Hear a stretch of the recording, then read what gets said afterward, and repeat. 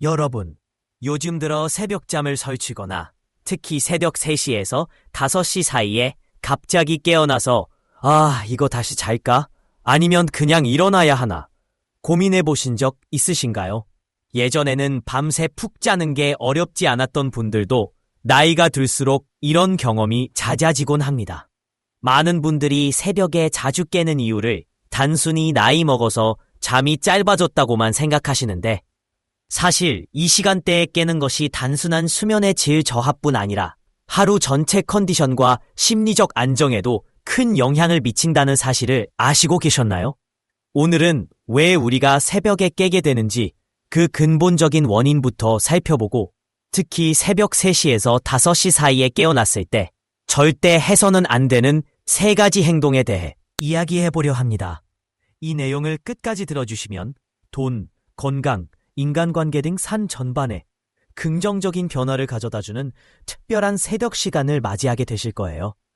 구독과 좋아요도 잊지 마시고 꼭 집중해서 함께 들어주세요. 왜 우리는 요즘 새벽 3시에 깰까요? 일반적으로 새벽에 자주 깨는 이유는 여러 가지가 있을 수 있습니다.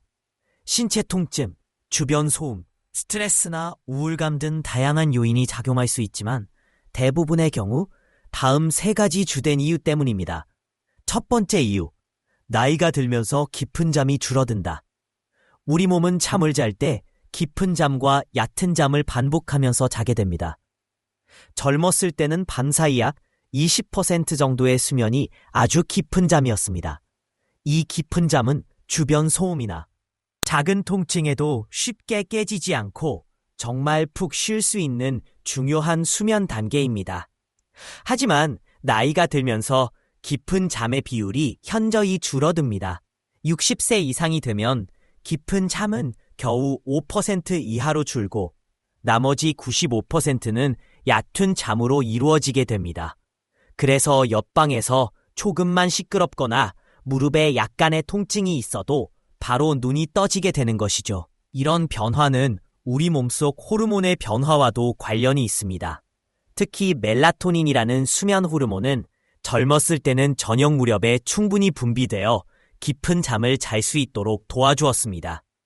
하지만 나이가 들면서 이 멜라토닌의 분비량이 점점 줄어들어 밤에 잠드는 것도 쉽지 않고 잠도 오래 유지되지 않게 됩니다. 65세가 넘으면 젊었을 때 분비되던 멜라토닌의 절반도 나오지 않는다고 하니 자연스럽게 새벽에 일찍 깨게 되는 것이죠. 두 번째 이유, 생체 리듬의 변화. 또 한 가지 중요한 이유는 우리 몸속에 존재하는 생체 시계 때문입니다. 이 생체 시계는 우리가 언제 자고 언제 깨어야 하는지를 조절해주는 내부의 타이머라고 볼 수 있습니다. 젊었을 때는 아침 7시쯤이면 체온이 서서히 올라가며 이제 일어날 시간이다 라는 신호를 보내줍니다. 이 신호에 따라 자연스럽게 잠에서 깨게 되죠. 하지만 나이가 들면서 이 생체 시계가 앞당겨지기 시작합니다. 그래서 예전에는 아침 7시에 깼던 몸이 이제는 새벽 4번 5시에 이미 체온을 올리기 시작하고 그에 따라 일찍 깨게 되는 것입니다. 세 번째 이유, 습관과 불안. 하지만 가장 문제는 이러한 생리적인 변화에 더해 우리가 새벽에 깼을 때 어떤 행동을 하느냐에 따라 상황이 악화될 수 있다는 점입니다. 만약 이런 새벽 게임이 일주일에 3번 이상 반복된다면 지금부터 말씀드릴 3가지 행동을 하고 있지는 않은지 반드시 확인해 보세요. 그 행동들을 피하기만 해도 다시 쉽게 잠들 수 있고 하루 전체의 에너지와 기분도 달라질 수 있습니다. 첫 번째, 절대 하지 말아야 할 것, 깨자마자 시계를 본다. 많은 분들이 새벽에 눈을 뜨면 제일 먼저 머리맡에 있는 시계나 휴대폰으로 시간을 확인하십니다. 그런데 이 행동 굉장히 위험하다는 걸 알고 계셨나요? 바로 이 순간 여러분의 몸은 경계 상태로 전환됩니다. 미국 수면의학회 소속 마이클 브레우스 박사는 잠결에 시간을 확인하는 것은 수면의 최대 적이라고 말했습니다. 그 순간 당신의 뇌는 남은 수면 시간을 계산하기 시작하고 이로 인해 코르티솔이라는 스트레스 호르몬이 분비되기 시작합니다. 이 호르몬은 지금은 잠들 시간이 아니라 깨어 있어야 할 시간이다 라는 메시지를 몸에 전달합니다. 특히 은퇴하신 어르신들은 출근할 필요도 없는데도 불구하고 여전히 습관처럼 시간을 확인하며 걱정하게 됩니다. 아직 4시밖에 안 됐네. 이 시간에 깨면 내일 피곤하면 어쩌지? 하는 생각이 스쳐 지나다고 결국 불안감이 커져 다시 잠들기 어려워집니다. 실제로 제 환자 중에 68세이신 박어르신께서도 그런 사례를 가지고 계셨습니다. 평소엔 푹 주무시던 분이 은퇴 후부터 새벽마다 깨기 시작하셨습니다. 그리고 매번 디지털 시계를 확인하시면서 아직 4시 13분이네. 이대로 자도 될까? 내일 손녀도 오는데 피곤하면 어쩌지? 하며 점점 불안해지셨고 결국 날이 밝을 때까지 한숨도 못 주무셨다고 하셨어요. 제가 드린 조언은 아주 간단했습니다. 침실에서 모든 시계를 치우세요. 휴대폰도 침실 밖에 두고 주무시기로 하셨고 일주일 후 김할머니는 이렇게 말씀하셨습니다. 선생님, 너무 신기하네요. 새벽에 깨긴 하는데 시간을 모르니까 아직 한밤중이겠지 하고 편하게 생각하게 되더라고요. 그러다 금방 다시 잠들었어요. 여러분도 오늘부터 실천해보세요. 침실에 있는 시계나 휴대폰은 모두 치우거나 최소한 화면이 보이지 않도록 뒤집어 두세요. 필요한 알람은 따로 맞춰두되 중간에 깨더라도 절대 시간을 확인하지 마세요. 시간을 확인하는 순간 내가 얼마나 못 자는가라는 걱정이 몰려오고 그 걱정은 다시 수면을 방해하는 악순환을 만듭니다. 게다가 이런 행동이 반복되면 점점 습관으로 굳어지게 됩니다. 몸과 마음이 새벽에 깨면 시계를 본다고 학습하게 되고 그렇게 되면 시계 보기, 걱정하기, 불안해짐, 다시 잠들기 어려움, 이런 자동 연결고리가 만들어지게 됩니다. 이렇듯 새벽에 깨는 행동 하나하나가 우리의 수면과 정신 건강에 깊은 영향을 미칩니다. 특히 첫 번째로 절대 해서는 안 되는 행동은 깨자마자 시계를 보는 것입니다. 이 행동 하나만이라도 바꾸면 수면의 질이 크게 개선되고 하루 전체의 에너지도 달라질 수 있습니다. 다음 편에서는 새벽에 깼을 때 2번째와 3번째로 하지 말아야 할 행동에 대해 자세히 설명드리겠습니다. 그때까지 이 글을 참고해 보시고 혹시라도 해당되는 행동이 있다면 지금 바로 바꿔보세요. 구독과 좋아요, 그리고 공유까지 부탁드립니다. 감사합니다. 자정이 지나고 깊은 밤 혹은 새벽에 눈을 뜨는 경험은 누구에게나 익숙한 일입니다. 특히 나이가 들수록 이런 상황은 더욱 흔해지는데 많은 분들이 무심코 반복하는 행동들이 오히려 수면의 질을 해치고 다음날 피로를 유발할 수 있습니다. 오늘은 바로 그런 새벽 시간대에 자주 벌어지는 실수와 그에 대한 올바른 대처법을 알려드리겠습니다. 첫 번째 실수, 눈을 꼭 감고 다시 잠들기까지 버티기. 우선 가장 많은 사람들이 저지르는 실수가 바로 눈을 꼭 감고 계속 누워있다가 다시 잠들려는 시도입니다. 예를 들어 63세 김모 씨 같은 경우 평소 잠을 아주 좋아하셨던 분인데 올해부터 갑자기 새벽 4시만 되면 눈이 번쩍 떠지는 증상이 나타났습니다. 처음에는 단순히 피로 때문이라고 생각하셨지만 몇 주가 지나도 같은 현상이 반복되자 걱정이 커졌죠. 그때마다 김 씨는 다시 자야 하는데 어떻게 하면 다시 잠들 수 있을까?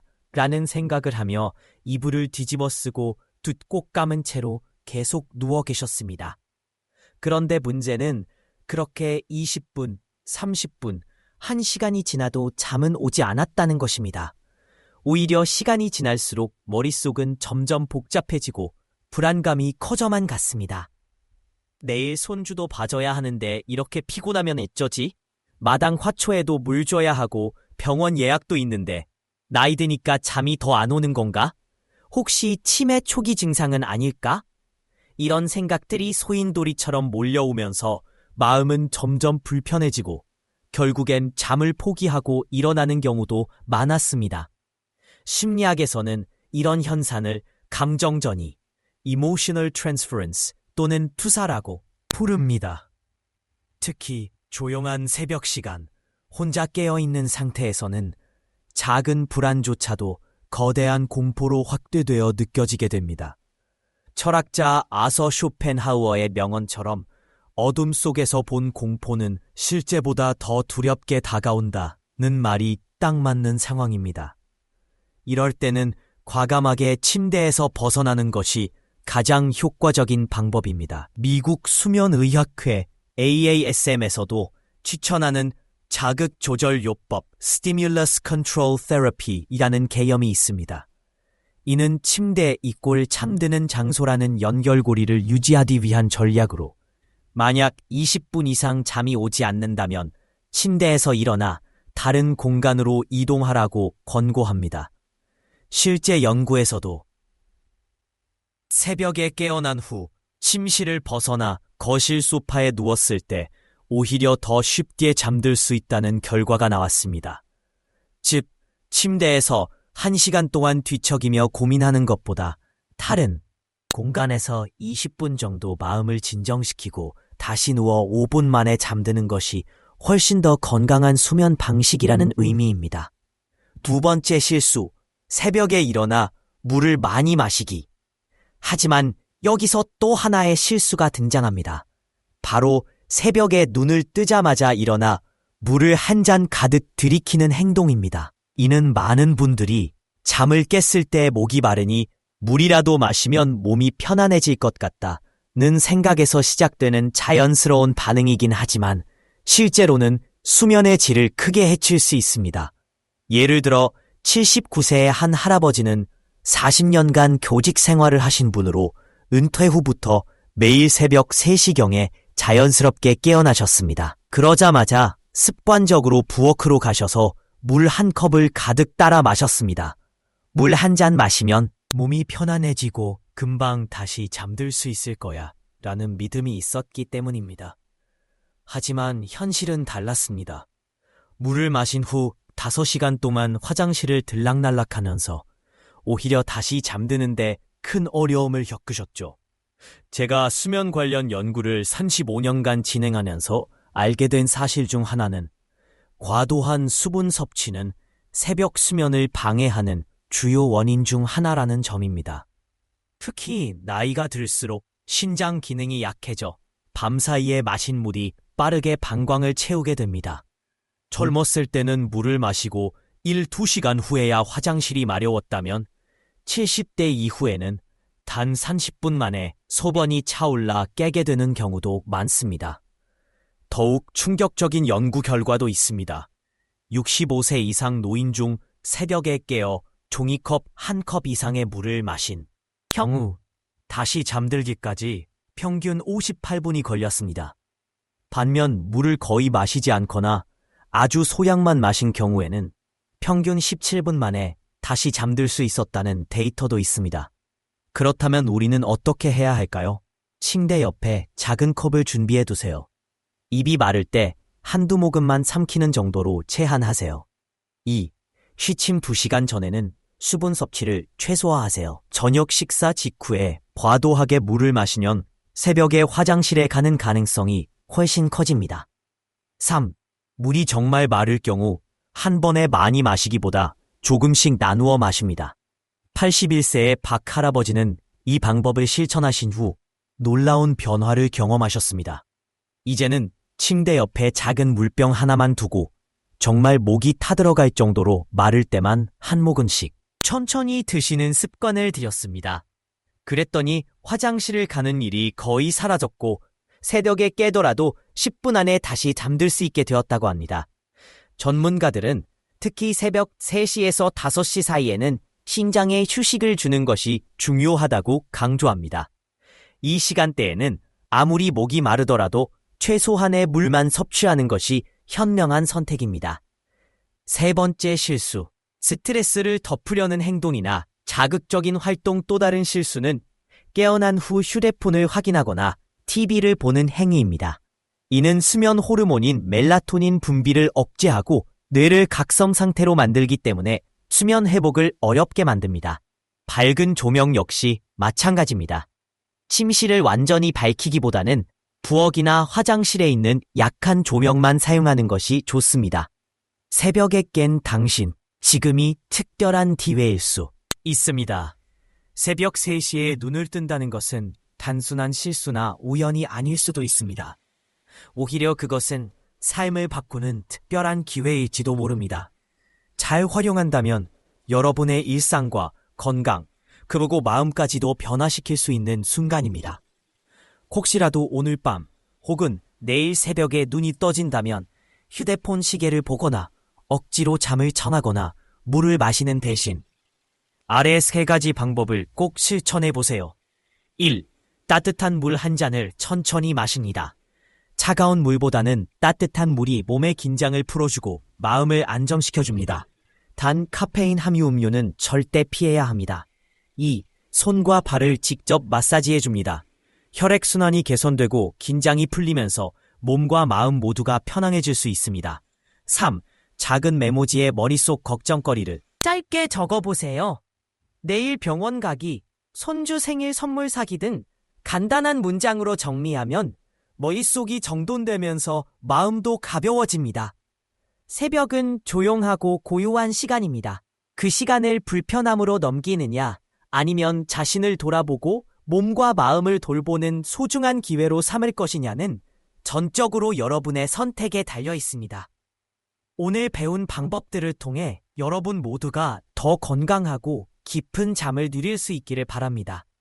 77세 김할머니는 무려 10년 이상 매일 새벽 3시면 어김없이 깨어나셨습니다.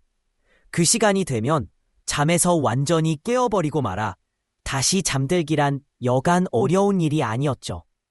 오랫동안 이어진 문제였지만 김할머니는 포기하지 않으셨습니다. 그리고 마침내 아주 간단한 방법으로 이 고민을 해결하실 수 있었답니다.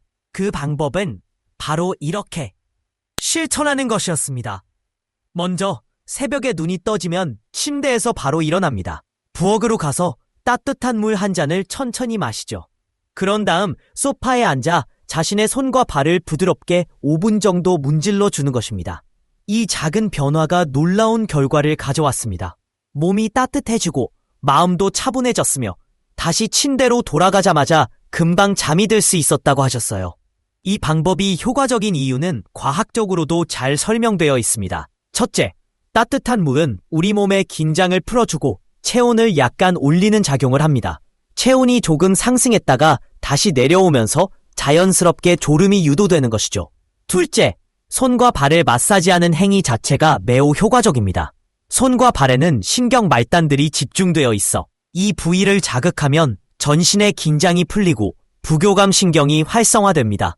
부교감 신경은 몸을 휴식 상태로 전환시키는 역할을 하므로 잠이 쉽게 오도록 도와주는 것입니다. 실천 방법은 아주 간단합니다. 바닥을 비벼 따뜻하게 만든 다음 손가락 하나하나를 부드럽게 잡아당기듯이 마사지해주세요. 그 다음엔 발바닥을 엄지손가락으로 둥글게 문질러주면 됩니다. 특별한 기술이나 도구는 전혀 필요 없습니다. 여러분도 오늘 밤부터 이 방법을 시도해보세요. 새벽에 깼을 때 억지로 눈을 감고 누워있기보다는 가볍게 일어나서 따뜻한 물 한 잔과 함께 손발 마사지를 해보세요.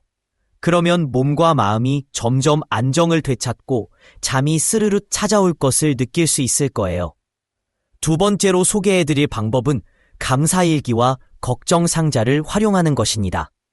새벽에 눈을 뜨면 어떤 생각이 가장 먼저 떠오르시나요? 많은 분들이 이 시간에 갑자기 다양한 걱정거리가 머릿속에 밀려드는 것을 경험하신다고 말씀하시죠. 하지만 이건 결코 여러분만의 문제가 아닙니다. 하버드 의과대학의 연구에 따르면 새벽 시간에는 우리의 감정조절센터인 편도체가 특히 예민해진다고 합니다. 그래서 평소에는 별것 아닌 고민도 새벽에는 크게 다가오는 것이죠. 83세 박할아버지의 이야기를 들려드리겠습니다. 박할아버지는 매일 새벽에 눈이 떠지면 자녀들에 대한 걱정, 본인의 건강에 대한 불안 등으로 인해 답답함을 느끼셨고 결국 다시 잠들지 못하셨답니다. 하지만 역시 아주 간단한 방법으로 이 문제를 해결하실 수 있었어요. 바로 감사일기와 걱정상자를 활용한 것입니다. 방법은 이렇습니다. 침대 옆에 작은 노트와 예쁜 상자를 미리 준비해두세요. 새벽에 깨면 다음 두 가지를 해보는 것이죠.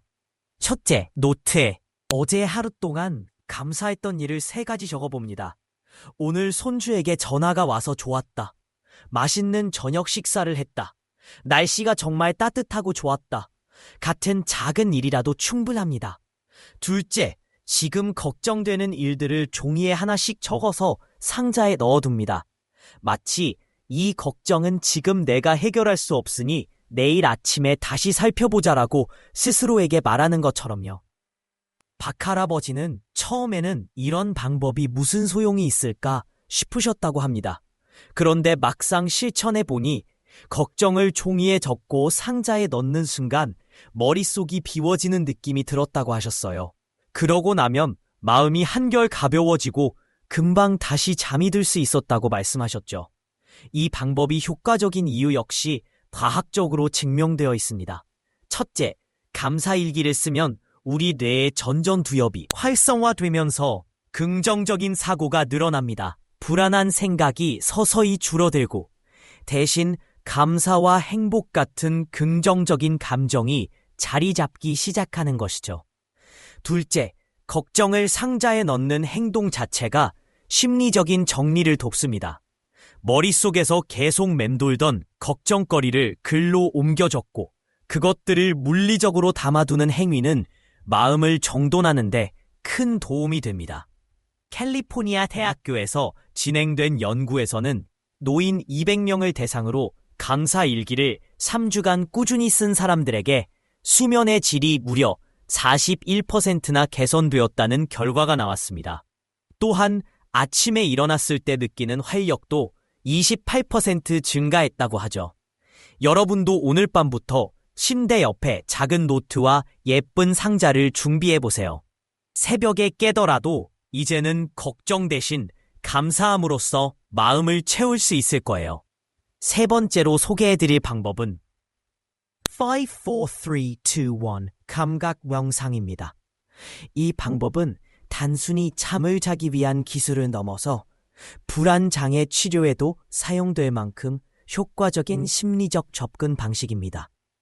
76세의 할머니께서도 이 방법을 통해 깊은 슬픔과 불안에서 벗어나셨습니다. 이제 혼자 어떻게 살아야 하나 하는 생각에 밤새 틀어박혀 지내기 일쑤였죠. 그러다가 우연히 54321 감각 명상이라는 방법을 알게 되셨고 직접 시도해 보셨습니다. 방법은 너무나 간단했습니다. 새벽에 깼을 때 침대에 그대로 누워서 자신이 느낄 수 있는 감각들을 하나씩 천천히 인식해 보는 것입니다. 구체적으로는 다음과 같은 순서로 진행합니다. 먼저 눈으로 볼 수 있는 5가지를 찾습니다. 예를, 침의 맛등을 인식하며 현재에 집중하는 것이죠. 이렇게 감각을 하나씩 인식하다 보면 머릿속에 혼란스러운 생각들이 차츰 가라앉고 현재의 순간에 집중할 수 있게 됩니다. 불안과 슬픔에서 벗어나 현재의 현실을 받아들이고 차분히 마음을 가다듬을 수 있게 도와주는 것이죠. 이처럼 새벽에 깼기 전 좌절하거나 걱정에 잠기기보다는 위의 3가지 방법을 실천해 보세요. 따뜻한 물과 손발 마사지, 감사일기와 걱정 상자, 그리고 54321 감각 명상. 모두 간단하면서도 과학적으로 검증된 효과적인 방법입니다. 여러분도 이 방법들을 통해 더 깊고 편안한 잠을 누리실 수 있기를 바랍니다. 침의 맛등을 인식하며 현재에 집중하는 것이죠. 이렇게 감각을 하나씩 인식하다 보면 머릿속에 혼란스러운 생각들이 차츰 가라앉고 현재의 순간에 집중할 수 있게 됩니다. 불안과 슬픔에서 벗어나 현재의 현실을 받아들이고 차분히 마음을 가다듬을 수 있게 도와주는 것이죠. 이처럼 새벽에 깼을 때 좌절하거나 걱정에 잠기기보다는 위의 3가지 방법을 실천해보세요. 따뜻한 물과 손발 마사지, 감사일기와 걱정상자, 그리고 54321 감각명상. 모두 간단하면서도 과학적으로 검증된 효과적인 방법입니다. 여러분도 이 방법들을 통해 더 깊고 편안한 잠을 누리실 수 있기를 바랍니다.